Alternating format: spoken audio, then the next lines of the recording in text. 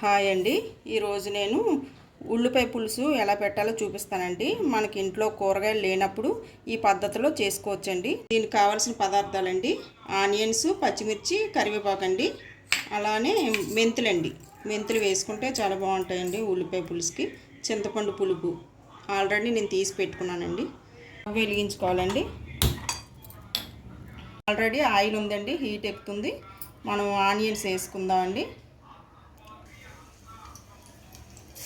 Onions వేసుకుంటానండి. ఇవి కాస్త వేగనివ్వాలండి. Onions brown కలర్లో వచ్చే వరకు వేగనివ్వాలండి. కాస్త సాల్ట్ వేసుకోవాలండి కొద్దిగా.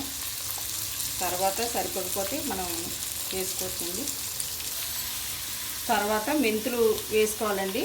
నేను ముందుగా మెంతులు వేయలేదండి, ఎందుకంటే ఆయిల్లో బాగా వేగితే చేదు వచ్చేస్తుందని.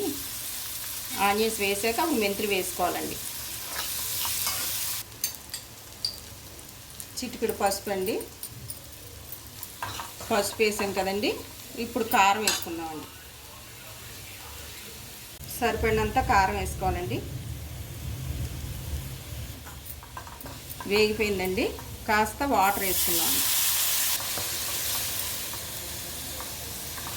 కొద్దిగా వాటర్ వేసాను కదండి. ఇప్పుడు చింతపండు పులుపు తీసాను కదండి, ఈ పులుసు వేసుకోవాలి.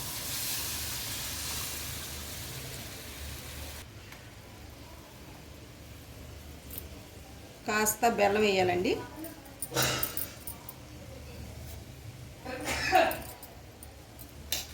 బెల్లం వేసాక కాస్త మరగాలండి. అది పులుసు మరిగిన తర్వాత చూపిస్తాను. పులుసు దగ్గర పడుతుందండి. మనం సాల్ట్ సరిపోయింది లేదో ఒకసారి చూసుకుందామండి. అంతా సరిపోయిందండి. సాల్ట్, బెల్లం అన్నీ సరిపోయి చాలా బాగుందండి.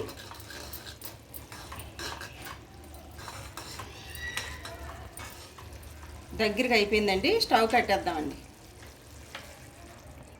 అయిపోయిందండి. నేను రైస్ పెట్టుకొని వడలు వేసుకున్నాను కదండి, మీకు వీడియోలో పెట్టానండి. ఆ వడలు ఉల్లిపాయ పులుసు అండి, మెంతులు అన్నీ వేసుకున్నాయి. చాలా బాగుంటుందండి. మీరు కూడా ట్రై చేయండి. సో చూసారు కదండి రెసిపీని.